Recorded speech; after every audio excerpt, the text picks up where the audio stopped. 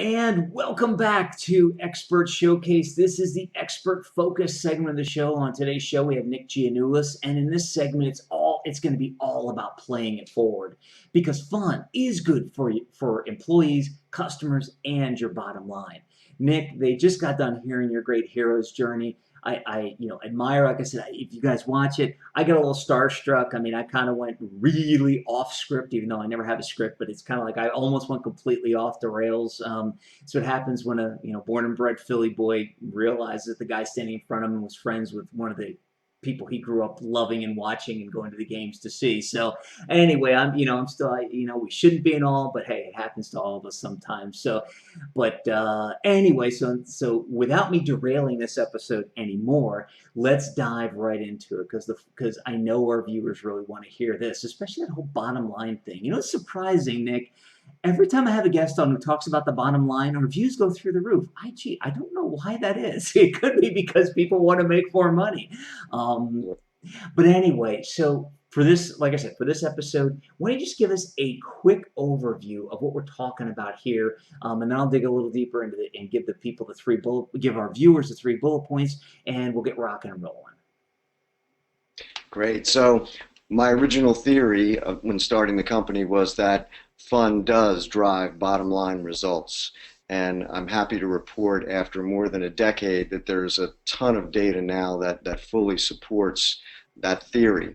I saw it firsthand in my world, in the corporate world, and certainly I see it every day now with companies that embrace this concept and establish this culture of fun. So it does get everybody's attention when you can show bottom line results. Epic. And I also love, when we were prepping for the show, I really love the way Nick talked about data, and it's so great, especially when you're talking about a concept like fun, to have that data behind you to say, you know what? And I'll say, Nick told you so. He'll never say that, but I'll look and say, hey, Nick told you so. But that's the whole point. It's great to have the empirical data behind it. So let's dig in. We're going to talk a little bit today about why having why is the easy part. Really, the tough part is the how-to. Why the traditional team building model is broken, and how to attract and retain the best of the best, especially when it comes to millennials, because folks, they're the ones taking over the world at this point. That's plain and simple. Us old men are going to be out to pasture pretty soon. But anyway, so let's dig right into it. When you say why having fun at work or why to have fun at work is the easy part, the how-to, you need to learn the how-to. What are we talking about here? Yeah, so our business model is the how-to, right, as opposed to the why. However, we realize that people need the why. And there's people that have done a really great job of that, and we reference people like Scott Christopher, the Levity Effect, spent years and years researching and capturing all the results about how companies who implement fun achieve these great business results. Harvard Business Review, I can cite all kinds of studies that indicate that.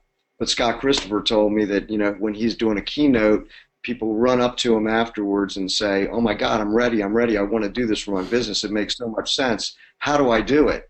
So that's kind of where we come in, right? So, as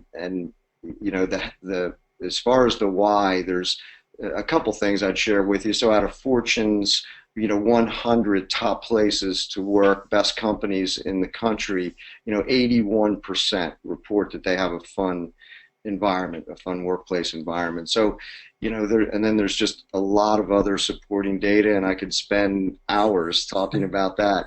So, but again, because we are the how-to, I'll spend a little more time on that subject. That's our expertise.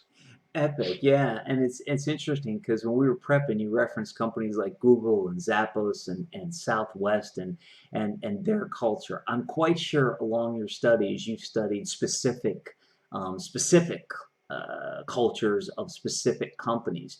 Is there any story you're comfortable, and I say comfortable because a lot of times, even though a lot of things are in the public, sometimes when doing research, you get privy to deeper in, because I already can tell from you, you're a guy that probably has made phone calls and probably has seen, I'm going to guess, the insides of some companies that most of us won't, haven't. So is there any story that you feel comfortable sharing with the audience to talk a little bit about that, about that having fun at work and why it's so important that you've seen from your Sure. research? Yeah, so someone that I think most people will recognize and know, the company Zappos is often cited as one of the models for sure. And Tony Shay is an amazing CEO and founder of Zappos. We've had the good pleasure of speaking with him. We're, friendly with him. His book resides on, or our book resides on his shelf, and likewise at our place we reference his all the time. So Tony really hires people for the culture, right? That if they don't have a sense of humor, they really can't work at Zappos. So he's taken it to a whole nother level where he's not just creating these activities in the workplace, but he's hiring for the culture. And there's a very definite process in the way that Tony goes about it, but it's made Zappos wildly successful. And if you can be successful in the shoe business online, right, it's pretty commodity driven. There's a lot of companies who do it. But if you're a Zappos customer, you know that customer service experience is just so exceptional that, I don't shop anywhere else. So I like to talk about Tony because that's a real life, example, and somebody that I admire, one of our, kind of heroes in the business. And there's countless others. I just met with a company this week that is the top advertising agency in the country, and they're not in New York or LA. They're in Broomall, Pennsylvania, and the leader created this company around culture and around fun, and they're wildly successful now, receiving all these awards. So there's a lot of examples. I just think that the Tony Hsieh one is probably the one that most people would recognize with Zappos. Well, and it's interesting because to kind of summarize the why piece of this segment and then to move a little bit more into how to, because I would love, I'm going to summarize it and I'm going to preface it by saying once I'm done summarizing, it would be great if you could give our audience at least one tip on maybe how to start building this fun culture. But the amazing thing is if you can be a company like Zappos and you can turn it not only to selling shoes and everything else, but I should say the amazing thing from a company like Zappos, and even what you just said, is their fun in the workplace extends to the customer, which makes the customer happier, which keeps them on board even when things go wrong. And that becomes the key. Things aren't always going to go perfect every single time, but if you have a culture of fun and you have a great culture that not only goes from the top down to all the employees, but extends out to your clients, you're going to get more leeway when mistakes happen with most clients. I mean, there's some demanding clients like Apple and Steve Jobs and everything that yeah, you're not going to get the leeway, and that's okay. That is that clientele. But most clients, if you have established that if you establish this great culture and you've treated them well, they're going to give you more leeway. And that for me is that other than my employees, that is the reason why I love to create a fun culture at work, because I want to know that when we make a mistake, because we're all humans, that our clients are going to go, hey, you've treated us right. You've been, we enjoy working with you. Just don't do this thing again, but we'll give you a break. So back to you, because this is your episode, not mine. Fact of the matter is I'm quite sure everybody would love a tip, or a trick on how to start having fun at work and how to maybe even get started. Maybe they can get started today before they pick up that phone and call you, which they're going to do after this, and they're going to visit your website. But even before, is there any steps, tips, or tricks you can give them that they could start on the how-to? Sure. So the shared experience that I referenced earlier is really a great place to start, and it's a fun exercise that you can do in any size office, from 2 people to 2,000. We've done it successfully in all size groups. So that's part, in our book, and I can, speak more about that. But really, the other tip that I would really tell people is keep it simple. That fun it's not, it doesn't have to be this big production thing. We're usually talking people off the ledge. You know, they want to buy everybody iPads and do all that. That's not really what makes it successful. It's these little organic things that happen every day. So here's a good tip for you, because we refer people to this site. It's holidayinsights.com. holidayinsights.com. And for just about every day of the week, there is a holiday associated with it. So, you know, look at Holiday Insights, and a couple of weeks ago I was in front of a crowd, and it would happen to be, you know, National Left-Handers Day. So, you know, a company said, hey, let's just have everybody in the company for the day use their opposite hand, you know, or National Smile Week, and one company was counting the amount of smiles of employees, and somebody won some little trophy at the end. So these are things that you can do very easy, very simple. They're the things that we recommend. Videos are fantastic, right? Use a video before you start a meeting. You know, they're quick, they're free, you know, they're great. You don't have to facilitate, you just push the button, right? And the video kind of inspires the mood or sets you up for a successful, productive meeting. So there's all kinds of things, and again, we have thousands, so I won't go too deep into it, but my tip would be keep it simple and brief, right? So our sweet spot is anywhere from 5 minutes to 30 minutes. Sometimes we go as long as an hour, hour and a half. But what we recommend to companies is to do things brief, respective of business interruption, easy to implement. We've got tons of things. We can send you fun in a box. We have fun in a box with the instructions, the props, everything. So we've kind of got it down. Fun in a box. I like that. I must admit, maybe for our audience that might have some other connotations, but that's a whole different topic, a whole different show. But fun in a box sounds like a blast. But I love the tip there, and I think the biggest thing I take away from that is keep it simple, because we tend to. I know sometimes I do, and a lot of people do, tend to overcomplicate things and overthink things, and you know, we think we know what'll make people happy. It's like, you know, as a quick digression, there's some research that has been done recently to show that you can put a cardboard box and an iPad in front of a child, and they will almost always gravitate towards the cardboard box and have fun. And people are looking, going, "Geez, I bought them all these toys," and it's like, you know, sometimes the simple solution is the best. And when it comes to fun, it is, because you don't, I mean, this is your topic, but I would guess you don't want to have to think about how much, because thinking isn't really fun for a lot of people, and really trying to figure things out, like, okay, how can I make this and how can I do all this? And for your employees, if they're having to work at figuring out what the fun is supposed to be about, that's not going to be as much fun. So I love the concept of keeping it simple. And the best news, if you want to keep it simple, at the end we're going to give you a way to get in touch with Nick, his partner Nat, and the fun department. Just stick around to get all that information, and you can reach out and get fun in a box. I might be ordering up some fun in a box as well, but that's besides the point. So anyway, before I completely derail this, let's talk about traditional team building model. And in prep for the show, you know, this piece is all about why it's broken. I guess let's get straight to the point. Why is that traditional team model broken?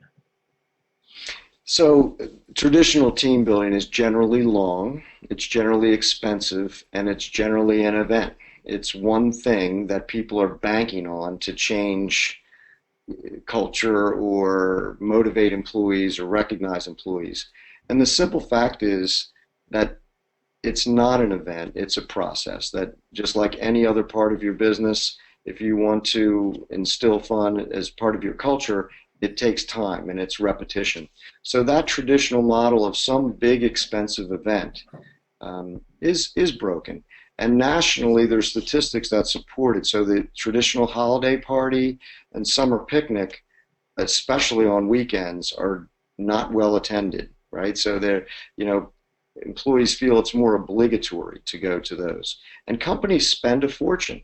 So the average holiday party is well over 20 grand. And we tell people, geez, for half of that price, we can do things 12 times a year for you at your company that will produce a much better result. So the and again, the fact is that employees don't recognize these events, those traditional team building events, as fun. They're a little bit feel like they're creepy. Sometimes when we walk into a new business and somebody mentions the word team building, you can see people's eyes roll and they get all wigged out, and they're anticipating trust falls and invading their personal space and holding hands and singing kumbaya, and it just doesn't work. So everything that we design is fast, engaging, right? That it's, we want people to be, active, engaging, and brief, just so that it's kind of, hey, a break, it's like a little recess, and then you move on. You get back to work, you're more energized, you're ready to go. So I tell people, don't bank on these single events. They really are expensive and don't really produce the result that people are looking for. And do you think maybe these events are leftovers from when, Fortune 500, Fortune 100 companies did them and people liked them because they didn't have all the kids' activities and everything else people are so overwhelmed with today? Do you think that's maybe part of the reason why the single big events are no longer fun? I think so, and I think they also are usually heavy in messaging, so that there's some kind of message that the company wants to get across, and there's debriefing after the event, so it doesn't really feel fun. It's more like the company kind of set me up on this team building event because they want me to learn something, or there's some messaging that's laid in, and I think that that's turned some people off over the years. And I don't want to totally discount it, because doing something is better than nothing, Right. right, in all cases. And so I applaud companies who make an effort to do something, but I think that what people are really recognizing is that there's a new model, a new way. We've certainly learned it, firsthand over the years. So, and we talk to a lot of employees, so we know what they like and what they don't like.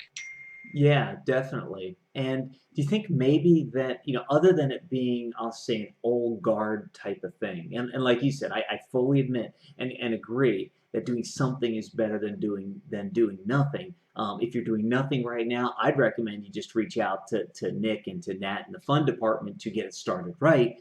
If you're already doing the picnics and everything else, hey, Nat, Nick and I, there was the first one. So, folks, I've been having trouble with Nick's name all day, and I finally screwed it up. So now there's a count of one that I've called Nick Nat.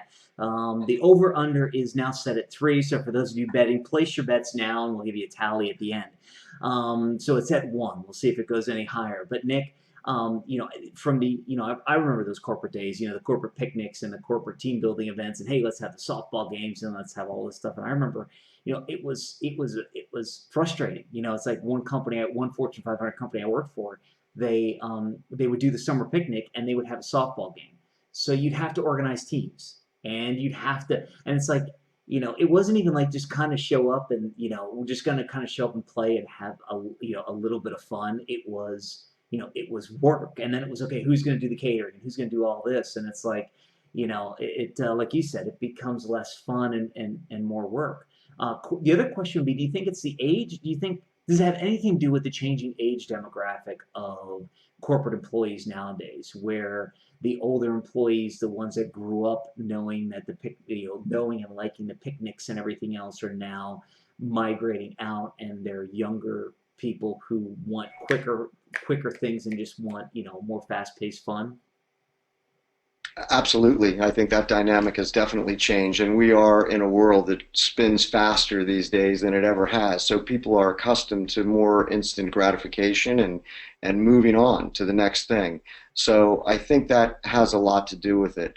But we still get calls every week. We got one the other day. Somebody says, I need 4 hours of team building. And I say, geez, well, what's your goal? What are you trying to accomplish? Well, we're trying to break down the silos in between departments and get people to, interact with one another. And we say, great, if you've allocated 4 hours of time, we'll come in, and if you really need to stretch the limit, we'll do something for an hour and a half that's amazing. It'll be more fun than you've ever had. And then send those people home early, and you'll be a total rock star. And you will have saved a ton of money because 4 hours of team building is pretty expensive. And I also say there's a law of diminishing returns, right? So if you've ever had a massage for 4 hours, or have you seen a comedian for 4 hours, right? Like it's just after an hour, it's really not that great. There's a law of diminishing returns. So Yeah. again, just another argument for this brief model. And you're right that the generations and just the way of the world today, it's just everything's moving much faster. Yeah, and I love what you just said about the fact that somebody approaches you because I think it's really vital to know. It's like your ideal client it appears to be somebody who recognizes that this is a process. But if somebody approaches you and still has that old world mentality of let's just do 4 hours of team building and that's going to fix everything, that you at least have something you can offer them that's a win all the way around, a win-win-win for everybody. You get more business, they look great, and they start down the road. And I think that's the biggest thing.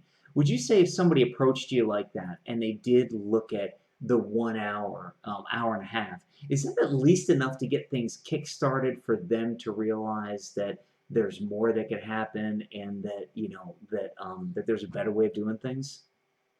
Sure, and that's usually how we start an engagement with a customer. Someone will call us for a team building kind of event, or that's where the initial inquiry comes in. And then it's really up to us to do some education. So we really want to find out what their goals are, what their culture is. We do like a needs assessment, and then we can make recommendations from there. But people, once they see us and we do something, we deliver some fun for them, we're always called back. So, and it's just an opportunity to have that discussion about what are you doing the rest of the year? So if you did this one event, what's going on the rest of the year? So is there a way we can help you with your culture? And 9 times out of 10, we can actually save people money from money they've already allocated to these bigger events. And again, they're just not that effective anymore. So this is kind of it's a shift in paradigm. It really is. It's getting people to recognize that there's a new way of doing things. Yeah, epic. And I guess to kind of wrap this piece up about why the traditional team building model is broken, what I'm hearing, and correct me if I'm wrong, that the traditional team building model really relied on the individual to take to take that next step. In other words, they would go in for this team building, and then once they would come back to the company, it would be up to the individual really to say, okay, are we going to continue to build this team? Are we going to continue to partner? Are we going to continue to do things differently? Whereas your model is something that, because it's part of the process, it's the journey, if you will, that while they do have some responsibility, not only is it fun, you've got ongoing things that become part of the culture and help the employees. So it isn't only asking two people who may have had challenges working together before to build this relationship. It's asking them to at least start to do it, but then having more positive reinforcements come throughout the year. I mean, is that a fair thing to say? Sure, because like we had talked earlier, to do one thing and expect an ongoing result is unrealistic. So when people know that there's fun along the way, there's things that are coming and this starts to happen, then that's when you can really start to see the benefits. And it's in things like creativity and collaboration where people get to know one another in a way they've never known each other before. They might have worked together for 20 years, and now they're having some fun and learning, maybe the personal side of this person. So it really, does work when you do it consistently and on company time, in particular on company time. And I'll stress that because a lot of things have been scheduled after hours, and our lives, our demands with work and kids and all that today, it's just too challenging to do. People don't want to spend their time after work to have fun. They want to go have fun with their families and their friends. And it feels so much better to have fun on the company's dime than it does on your own dime. Let's face it. Oh, That is the, it's the reason in the old days that business trips and expense accounts and everything were so nice, because it's always more fun to have fun on the company's dime than it is. And I think it kind of, and I don't want to digress too much, but I think it kind of like it's that forbidden fruit thing where you're really not supposed to be having fun on the company's dime, and even though somebody says it's okay, it kind of feels like, ooh, we're getting away with something. So anyway, we could talk forever on why the traditional team model is broken. I think team building model is broken. I think at this point, all our viewers understand that Nick's got his fingers and thumbs and all of his knowledge on the pulse of why that traditional team building model is broken, and what the best way of going about doing it today is. So let's move into how to attract and retain the best of the best. When we were prepping for this, one of the references was millennials, and let's face it, as you had said to me earlier, by 2025, the millennials will be 75% of the workforce. And folks, if 2025 sounds a long way away, it's less than 10 years at this point. And think of how quick the last 10 years have gone, and think of all the changes. It will be here before you know it. So let's dig a little deeper. When you say attract and retain the best of the best, what do you mean by that? so the millennial population is driving a lot of this focus on culture. And culture embodies fun, it embodies emotional intelligence in the workplace, a lot of things that are very topical and timely today. But millennials, by their nature, are smart, fast, but they want flexibility and they want culture. They will choose culture over compensation and benefits, given other things are equal, right? So they like to have fun, and they've also seen over the years their parents that went that traditional route and worked in corporate America might not have worked out all that well for their parents. They got laid off or cut loose, so they tend to change quickly, right? So they'll move from job to job. So it's a concern for a lot of companies that, number one, we need to attract these people, so we need to create an environment that's conducive to them, flexible, collaborative, fun. And then to retain them, we really need to engage them, to make them feel that they're part of something, bigger, better, not just the job and collecting the proverbial paycheck. So a lot of our customers are highly focused on that piece. It's retention and recruitment of getting the best and brightest and keeping them there. You know, and So and it's so amazing because we went through the financial crash and crisis of 2008, 2009, and the odd part about history is history would almost lead us to believe that it would have turned millennials into a more to wanting the stability more and less fun. Yet it seems to have done exactly the opposite. It seems to have just heightened their sense of, look, this could go away at any minute. I'm not really overly concerned about the money because I could always, shack up with three of my friends and eat ramen noodles. I mean, it's kind of an extension of the college life, so to speak. I mean, eating ramen noodles every night. But that, life is so short, and there was nothing they could have done about the financial crisis. And, so why sit there and worry about the big check and be really grumpy and upset when you're at a job? Why not have fun? Because if it's going to come and you're going to lose everything anyway, then at least you had fun doing it, right?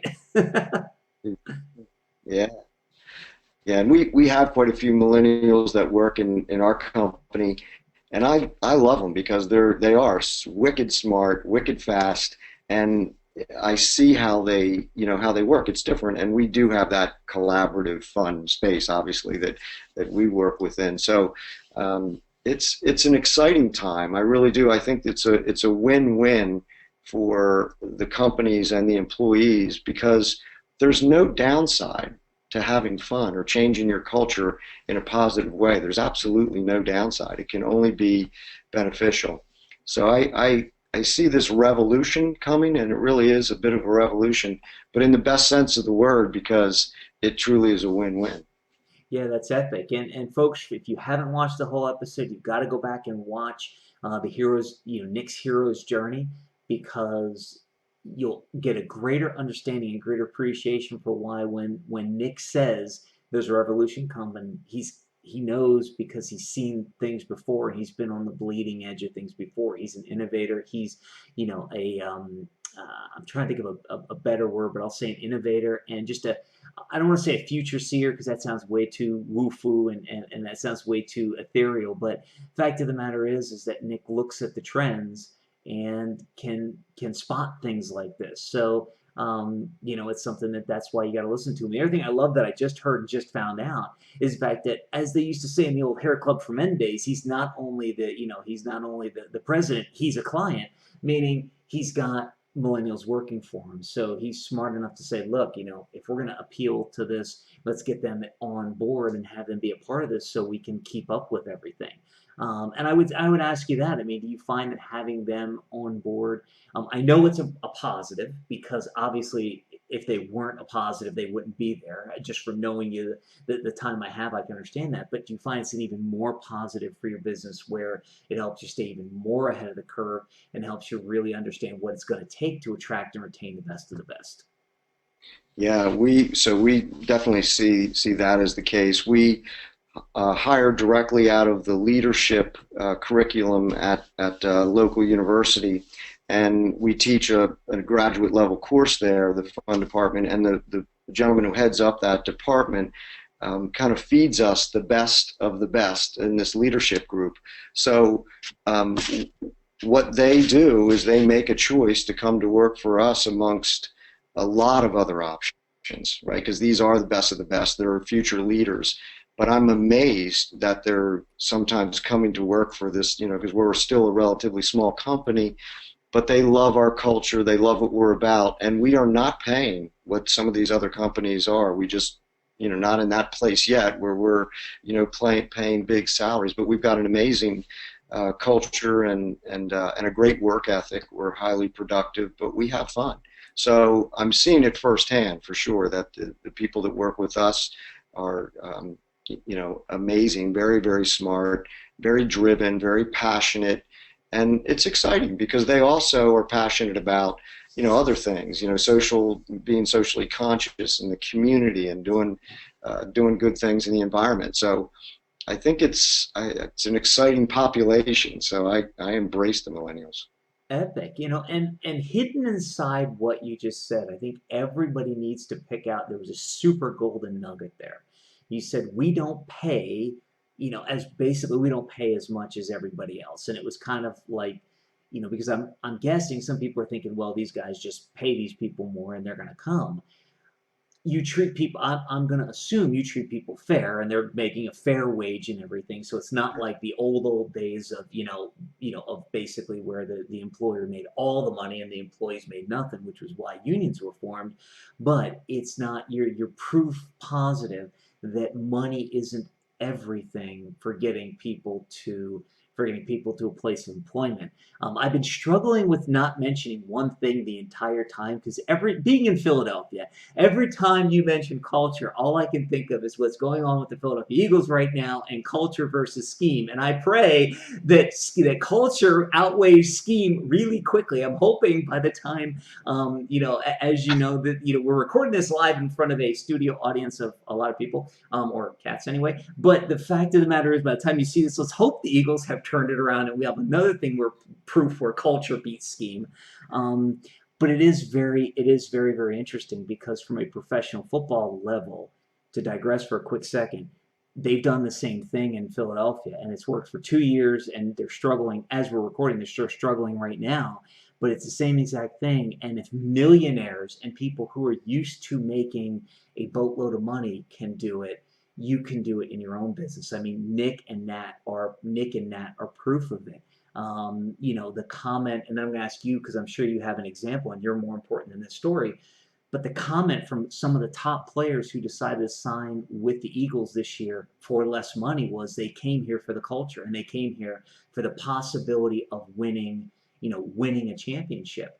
Do you have any, and I know this one's really going to blindside you because this one we didn't prep for. Is there any example you can give me where to really hone this all up, where an employer came back to you and said, "Hey, you don't have to name the company. If you want to, you can, but said, hey, Nick, look, we got this kid who came here and said he got, or maybe if it's your own company, we got this kid, this new employee that said they got offers much bigger from other companies, but they came here specifically because of this. And now we're so happy because this kid's a rock star. Yeah, so there's a great example I can share from a company that we are starting to work closely with called The Good Jobs. And what they're doing is that they are focused on culture and attracting and retaining the best employees, and they award badges for companies. So they have to qualify. There's a fun badge, there's a green badge, for doing things, environmentally friendly. There's a learning and development badge. So these different things, because that's what they and all of their research realize, that's what this generation is all about, is they want culture. It's the number one word in business today. In print and in speaking, the number one word is culture. So, and why is that? Because it's driving business results, right? People who are doing it effectively are seeing the benefits and the results. And one statistic that I think is great is that the S&P 500 companies that have great cultures, they're outperforming the S&P 500 2 to 3 times. So people like Warren Buffett are investing in companies with culture. That's real. They don't care about gadgets or widgets or what these companies are making. If they've got a good culture, then they're going to be successful, or they're going to be more successful than their competitors. So again, good question, and culture will win at the end of the day. Epic, and as we say in Philly, culture beats scheme. So, and I think that's a good place to kind of wrap this all up and tell you how you can contact Nick and Nat. And for those of you who bet the under, we're going to wrap up that poll at this point. You win for betting the under. I have no clue what you won. I'm hoping you made a bet amongst yourselves. So thank goodness I got through this and referred to Nick only as Nat once. Thank you. I think I might be getting better. Man, Nick, it has been an incredible honor to have you on the show today. I mean, I talk about epic guests, and I really pride myself on bringing on epic guests. And you are, it's funny, you're so epic at everything you've talked today. I'm kind of speechless, and this is where I've got to think of a new word for uber epic. I mean, maybe that is the word, but man, you just shared so much knowledge, and I love the fact that you, in your hero's journey, you looked at what was going to happen and made the changes, and were on the bleeding edge of thing and had the courage to do it. That's what makes an innovator. That's what makes a successful person. If you're just tuning in right now, go watch Nick's hero's journey, because you're going to get a lot out of it. And if you're just tuning in right now and you're a company or a corporation, or even a small business, anywhere that has employees, and realize that you've got to do something better. Realize that, as they say in the sports world, culture beats scheme. Realize that culture is what you need in your company to take your company to the next level. If you want to be on the level of Google and Zappos and Southwest and those companies who you hear about all the time for culture, then you definitely want to watch the Expert Focus segment, dig a little bit deeper into what Nick and Nat at the fun department have got going on. Realize that I can tell you from personal experience, they have learned from the best, and they got the best people to input at the beginning of the company, and then have taken this thing to a whole nother level. So before we kind of roll on out of here, folks, the website's on the screen, the phone number's on the screen. You've got to get in touch with Nick today. You've got to reach out. You've got to talk to this guy. He's an expert in the field, and that's not him saying it, that's me saying it. I brought him my expert showcase because he's an epic guy and they've got an epic company. Nick, as I take a breath, before we roll on out of here, is there anything you want to leave our audience with today? Well, I just want to thank you, Chris. You're a fun guy. You get it, right? So, I just think I would just encourage people to just, start somewhere. Start small. We like it if, people want to do business with us, great. If they want to do it on their own, that's great too. Just do it, because it makes, great business sense, and it's good for the world, right? Everybody wants to have a little more fun. So I thank you for being on the show. It's been fun for sure, and look forward to talking with you again in the future. You're welcome. Thanks a lot, Nick. Everybody, have some fun. Go to thefundepartment.com. Get in touch with Nick. And until we see you again, make it an epic day. To watch the rest of this epic episode now, click on the link below the video. Do it now, you'll be glad you did. Are you still here? What are you waiting for? Watch the rest of this epic episode now by clicking on the link below the video.